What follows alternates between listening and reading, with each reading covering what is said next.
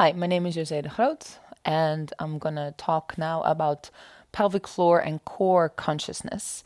And before I want to explain what that is, I will tell you what is the core and what is the pelvic floor. And this is actually important for everyone, male, female, doesn't matter. We all have the abdominal region, we all have back muscles, and we all have a pelvic floor. Of course, when you just had a baby or you have been pregnant for 9 months, then there's a lot of pressure on the pelvic floor. So for women who just had labor, it's very important during pregnancy, but also after pregnancy to work on your core and pelvic floor at the same time. So what is the core? You have the rectus abdominis muscle. We also know it as the six pack, which is coming from the ribs down to the pubic bone. And then we have kind of like, I like to call it the corset of your body, of your torso, which are three muscles actually. You have the external oblique, the internal oblique, and then the transversus abdominis. So you can look in an atlas, but I will also show you a picture in this video of how that looks like. So that is your corset, and it's connected to the ribs and the pelvis on various parts. So that actually helps the ribs and the pelvis connect together. When you're pregnant, then due to the hormone relaxin, every joint becomes softer because the growing baby has to eventually go out through the pelvis. So what the ears, the ilium of the pelvis do is they kind of stand out like this. And the most difficult thing is when you had labor, that gently and gradually you guide the ilium bones back into its original shape again. It will always be changed forever, but still you can do that by training your oblique muscles, so your corset. But even for men, the corset is very important. Then we also have the back muscles, and they are evenly important, and they work together with the core. So therefore, I put them also together with the core muscles. So you have a lot of back muscles here surrounding the spine or on top of the spine, a lot of layers there.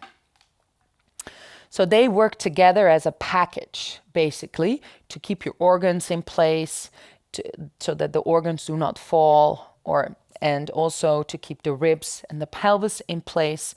And also if you have a strong core, strong back muscles, and also strong pelvic floor, which I will explain in a minute, to support your spine. Because if your back muscles and belly muscles are not strong enough on your pelvic floor, then you start to hang and hunch over in the back. And then all the pressure that actually should be absorbed by the muscles is going straight to the joints of the spine. And that is not very good for the spine, because eventually it can create hernia, for example. Then the pelvic floor are all the muscles, the more external muscles, but also the deeper muscles that are going from the coccyx to the sitting bones and to the pubic bone area. So basically where you can see my hand right now, that is all muscle, and that is all pelvic floor. I can go into the different muscles for that, but it's not necessary. Also, you can feel your pelvic floor muscles when you contract your anus or your vagina, or the urethra. Sorry, I find it a difficult word. And around the urethra opening, contracting there. So these are the muscles that are called the pubic or the pelvic floor. The same counts for men, but they don't have the vaginal muscles, but they do have all the other muscles as well to contract in the pelvic floor. So the pelvic floor, together with your abdominal muscles, the obliques and the rectus abdominis, together with the back muscles, they create your core, and they give you stability. They keep the organs in place, they protect the spine, they create good posture. And when this is strong and your legs are as well strong, then the upper part can relax, so the shoulders don't have to tense. And as if the shoulders have to carry all the weight or have to kind of make sure that you're walking up straight. So then the upper part can start to relax, kind of like a tree. You have a strong trunk, and then the branches of the tree can kind of flow in the wind. So see your arms and your shoulders as the branches of the tree, and this is your core, is your trunk that keeps you strong. So that having said, I want to go over for those who had just had a baby, to go over some exercises for the pelvic floor. But again, also men can benefit from this. So you don't have to be a woman and just had labor to do the pelvic floor exercises. You can do it in various ways. More difficult is sitting up. So you can start lying down with your feet on the floor and with your hips not tilted in any way, but that you feel that your pelvis is lying straight. And then when you had labor or when you want to practice your pelvic floor, you can place your hands anywhere you prefer that it's relaxing for your shoulders. And then you take a deep breath in, and you can use Ujjayi breath for that. And then on your exhale, you pull everything in. So you contract the muscles around your anus, vagina, and your urethra opening. And then you release when you inhale. Exhale, you contract, pull everything in, and you will feel also in your lower belly that it's activated. So everything is connected. And you release on the inhale.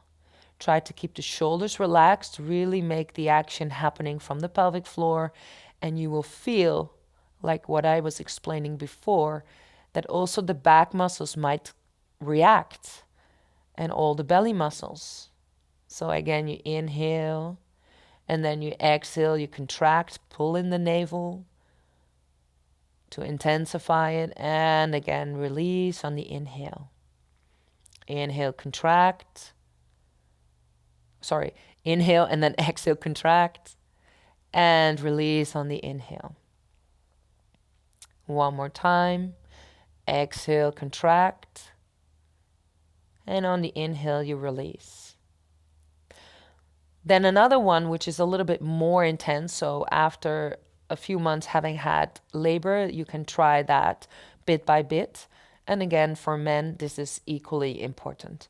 So then on the inhale, you contract as well, but then you hold the contraction, and you will feel probably that maybe you really need to concentrate, especially after labor, that you might loosen up a little bit somewhere around the urethra. Probably there it's more weak than around the anus, but even though you feel some loosening up there, you still want to keep it contracted, or you contract it again. So you inhale, contract. You exhale, you keep it contracted. You pull in the navel as well. And then middle of the exhale, you release. Inhale, contract. Hold contraction when you exhale a bit. And then you release at the second half of the exhale. Again, inhale, contract. Hold the contraction. Exhale, hold the contraction, then release. Inhale, contract, pull in the navel, keep the contraction of the pelvic floor when you exhale, and release. One more time. Inhale, contract, exhale, keep it contracted, and release. So you can do this as many times as you wish, especially if you feel that there's weak muscles there. You have to build it up gradually. So don't start right away with 50 times or something like this. You gently build it up bit by bit. And then when you feel that you're getting stronger, then you add maybe some more, 5 more, for example, like this. So then, and if you do that every day, you will feel that bit by bit you get stronger. If you had a baby, then keep also that consciousness of that whole core area in the pelvic floor. So every time you pick up your child, or when you walk around with your baby, remember the trunk and the tree, the branches. Relax the shoulders, keep that mobile, keep it relaxed, but get the strength from your core and your pelvic floor. So probably you will have to use your arm muscles as well to hold the baby, but really try to kind of let the weight of the baby, or use the weight of the baby to relax the shoulders and use the core to support it all. Try not to hunch over. That will affect your spine. You really want to use those muscles. So you can use every time your core muscles, pull in the belly, pull in your pelvic floor when you lift up your baby or you're holding your baby or carrying it around. I hope this helps. Enjoy the practice, and thanks for watching.